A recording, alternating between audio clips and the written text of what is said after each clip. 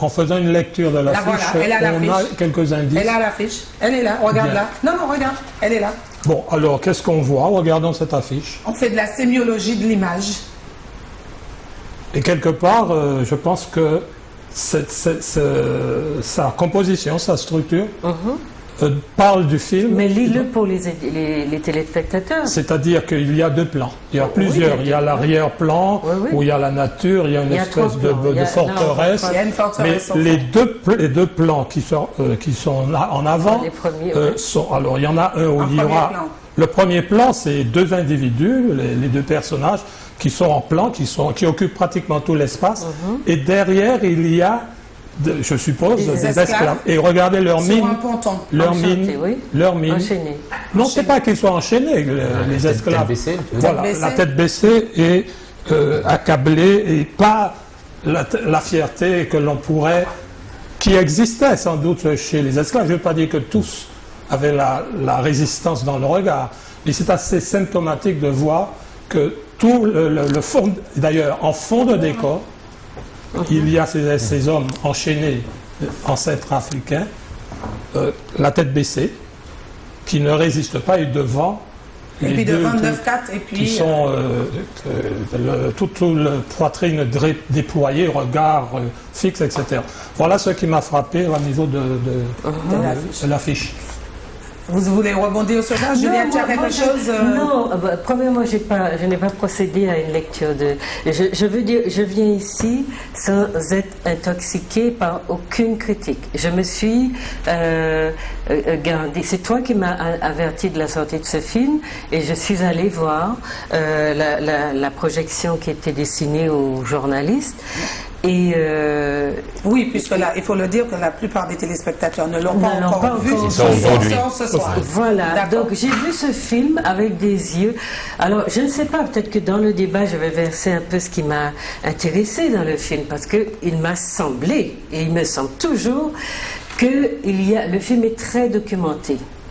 Il y a véritablement des éléments de notre histoire à travers la lecture des stéréotypes, le rôle des gens de couleur, la différence entre blanc et noir, la vision du marronisme. Et il y a énormément de tableaux, si on devait reconstituer le film, enfin en faire une lecture en termes de tableaux, énormément de tableaux qui m'ont parlé beaucoup, et j'ai vu ça plus comme une interpellation, parce que tous les stéréotypes qui ont vu le jour pendant l'esclavage ont été recontextualisés. Et pour moi, c'était très important. On en riait, mais on sait que ce sont des stéréotypes que les Blancs ont inventés à ce moment de notre histoire. Et pour moi, ça mettait en valeur le sens justement de cette... Parce qu'il y avait toujours quand même un décalage qui permettait qu'on sache que ces gens-là, avec leur air de petits banlieusards, etc., et regardaient ça avec distance, qui n'adhéraient pas, mais qui comprenaient d'où ça venait. Donc c'est une lecture, il faut voir.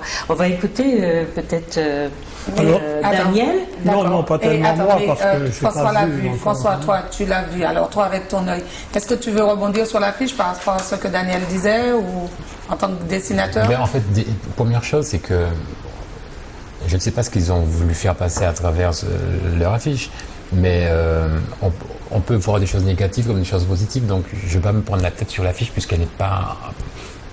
Mais c'est la première chose ne me choque pas. Mais l'accablement, est-ce que pour moi, j'entends bien que Daniel attire notre attention sur l'affiche, et j'avoue que c'est une modalité de lecture que je n'avais pas. Mais moi, je voyais l'accablement d'une condition, parce qu'ils sont enchaînés.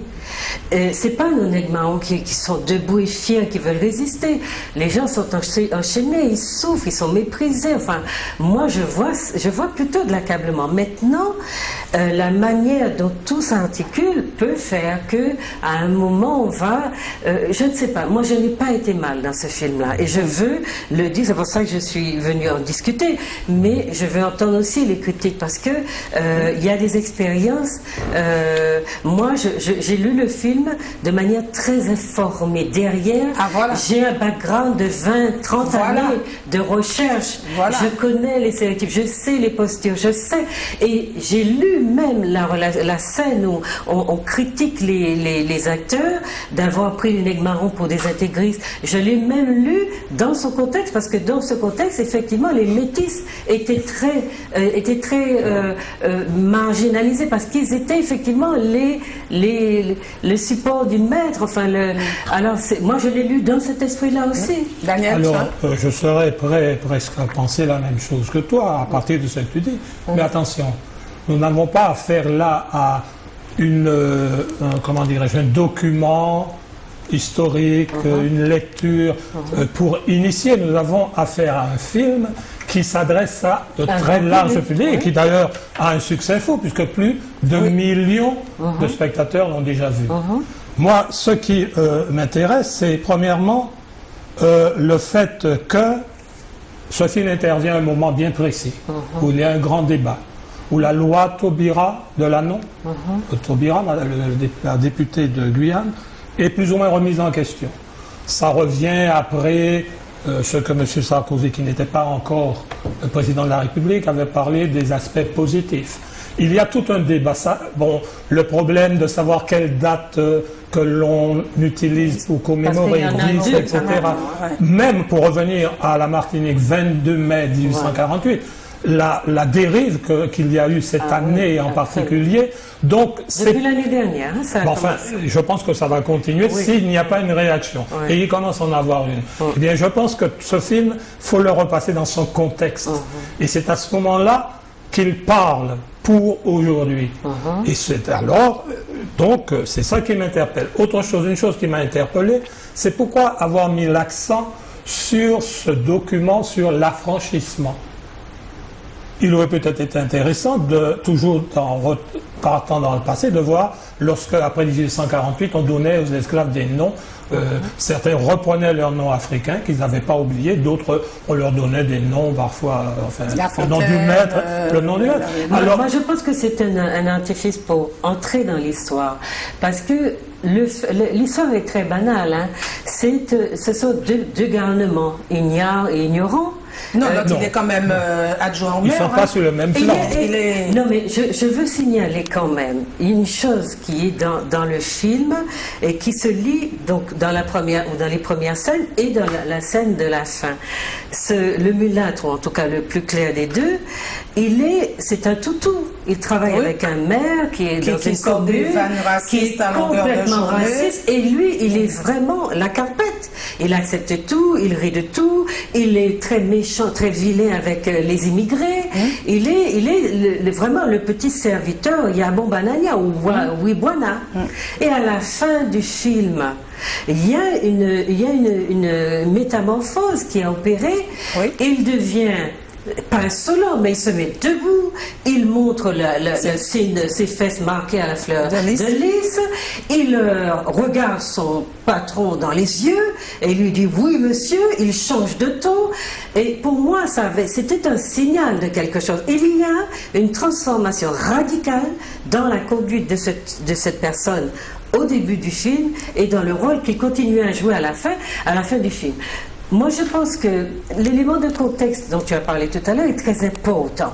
On est dans l'année de ce que la France a appelé l'année des Outre-mer, mais qui est en fait l'année internationale des personnes d'ascendance africaine. Alors là, je pense qu'on peut essayer de comprendre pourquoi ce film intervient à ce moment-là. Enfin, ce que j'ai observé, c'est qu'il y a beaucoup de critiques sur ce film-là avant même sa sortie. Et je trouvais ça un peu gênant parce qu'en fait, ce n'est pas le film en lui-même qui a été critiqué. Comment dire, on n'a pas attendu sa sortie pour faire une bonne analyse, mais c'est le fait qu'on traite de l'esclavage par l'humour. Alors la question, est-ce qu'on peut traiter l'esclavage par l'humour? Peut-on dire ou faire des films comiques sur la mémoire africaine? Et ce film est-il une comédie sur l'esclavage? Alors, personnellement, tout à l'heure, je parlais de ce fameux dessin que j'ai réalisé il n'y a pas longtemps. Tout ça pour dire que oui, on peut rire de presque tout. Et tout dépend du moment, tout dépend de ce qu'on va y mettre. Mais l'humour n'est pas ce n'est pas parce qu'on traite le sujet par l'humour que c'est ridiculiser le sujet en lui-même. Et ce n'est pas ridiculiser l'esclavage, ce n'est pas vrai. Maintenant, concernant la façon dont le film a été traité, il y a des choses qui sont très positives, comme le disait Juliette par exemple, sur le fait qu'au départ, il était carpé, et puis après il se révolte. Donc il y a une forme de militantisme quelque part derrière. Mais en même temps, on sent peut-être deux auteurs qui ne connaissent pas tellement les Antilles et qui vont entrer dans des clichés très réducteurs. Par exemple, il y a une séquence, je trouve, il y a 2 points qui m'ont déplu dans le film. Alors, il y a des choses qui m'ont plu. Hein. C'est un film que j'encouragerais à aller voir. Mais les points qui m'ont gêné, ça serait donc la partie des nègres marrons, où je trouve qu'on aurait dû les valoriser, puisque ce sont eux qui vont non pas demander l'affranchissement, mais ils iront prendre leur affranchissement. Ça, je trouve que c'est bien, et ça va en opposition à la case de l'oncle Tom, où justement on donne à Tom un biscuit pour le remercier d'avoir récupéré, sauvé la fille de son nouveau esclavagiste. Qui fait qu'il y a un très grand lien, d'ailleurs je leur ai posé la question, en effet le lien existe. Et ça c'est la deuxième chose qui me déplaît, donc c'est ce côté carpette par rapport à la case de l'oncle Tom. Et puis le troisième point, c'est quand ils partent, enfin quand ils veulent partir, ils avaient une possibilité de partir, et bien avant même de partir, ils vont rendre visite justement à ces fameux esclavagistes qui étaient là. Et ils se mettent, il y en a un qui roule une pelle à une des femmes qui était là, une aveugle. Il y a l'autre qui lèche le visage d'une autre femme. Il y en a un qui reçoit une baffe. Et j'ai trouvé que c'était quelque part une insulte à soi-même, à la condition d'être humain, que d'aller se salir sur son bourreau. On ne peut pas avoir surtout qu'ils ne peuvent pas partir, surtout qu'ils sont bloqués après. Et c'est après qu'intervient la case de l'oncle Tom. Mais ce que je veux dire, c'est que au moment où ils auraient pu être fiers d'eux-mêmes, puisque c'est le moment d'être fiers, c'est le moment de hausser la tête, contrairement justement à cette affiche où on a la tête baissée, un peu comme les personnages de Valère là, au diamant. Et bien là, on lève la tête. Et on est fier, et on mène une action positive. Et le meilleur référent de l'époque à mes yeux, c'était les nègres marrons. Et qui fait que non, ce qui s'est passé, c'est que justement, ils se sont salis en allant embrasser le bourreau. Je trouve qu'il n'y a pas plus laid que ça. Ben moi, je trouve c'est plutôt l'enfant. Moi, c'est plutôt l'enfant. Le rôle tellement important qu'on donnait au petit blanc, à l'enfant. Ça, c'est la case de l'oncle Tom. Justement, quand l'enfant tombe à l'eau, ils vont plonger et récupérer l'enfant. Et eux deux risquent même de se noyer, pour cet enfant. Et finalement, on leur donne le biscuit qui est, c'est-à-dire l'affranchissement. Oui, alors, le début du film me semble excellent. C'est-à-dire, nous sommes dans un milieu d'aujourd'hui, de ces jeunes nés en France, qui sont pris dans le filet de la culture dominante et qui ne sortent pas indemnes de cela. Et la séparation entre celui qui est de la banlieue et qui s'est converti à l'islam de façon un petit peu d'ailleurs trop simpliste. Une extrémiste. Oui, c'est pas ça l'islam, je suis désolé. Et puis l'autre qui est intégré. Entre parenthèses, j'aurais souhaité que celui qui soit intégré ait la peau noire et celui qui est en banlieue la peau est moins noire. Ça aurait été plus intéressant. On échapperait à un stéréotype. Bon. Donc ça va très bien. Et on a pu penser, et puis la conversion finale, mais pourquoi avoir passé par cette période de 1780 ? On aurait très bien pu faire un très beau film sur le problème des jeunes, leurs contradictions, leurs épreuves, et qu'ils en sortent comme un renouveau. Attends, c'est pas terminé, mais en définitive, le film ne parle pas du passé, ne parle pas du tout de cette période, c'est un prétexte, car tout est codé en fonction du présent. Quand tu parles du nègre marron, ce sont les intégristes, les extrémistes, les Ben Laden, etc. C'est tout le problème de ceux qui refusent de suivre les lois établies qui sont souvent des pièges et des gens qui se révoltent de façon parfois violente. Mais c'est cela. Quand dans le film que j'ai pas vu, mais je sais que ces séquences existent, quand ils quittent l'enfer de l'esclavage. C'est qui est-ce qui les aide à partir? C'est un juif, c'est un juif. Et qui leur Il est dit, né dans- en définitive, même bité, même bagaille, même... C'est aussi un débat actuel. Mais le débat actuel, il est introduit de manière subtile, c'est-à-dire ils sont dans la cohérence des mémoires et dans c'est moi qui, le premier, c'est pas toi, c'est moi. Et c'est introduit de manière assez.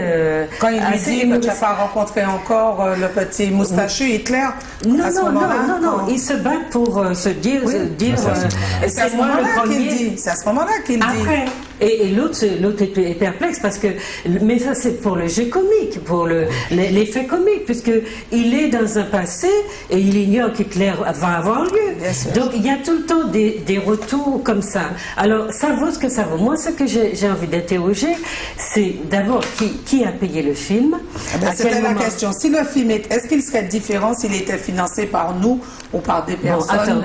Donc qui a financé le film? Il a été financé par un juif avec eux en coproduction.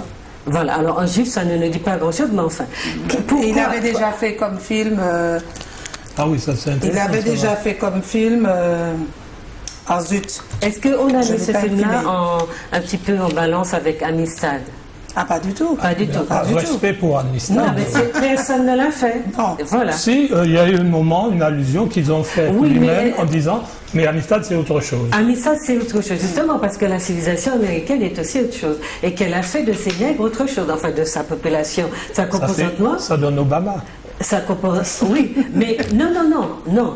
Je ne mets pas ce que sont les Obama, c'est peuples. pas un Africain. Non, Et c'est pas non, un dé- c'est pas c'est ça la pas- question. c'est pas un C'est pas ça descendant la Non, non, question. je retire ce que j'ai dit. Oui, Donc, parce que ce sont les Africains américains qui l'ont élu aussi très largement. C'est pas ça la question.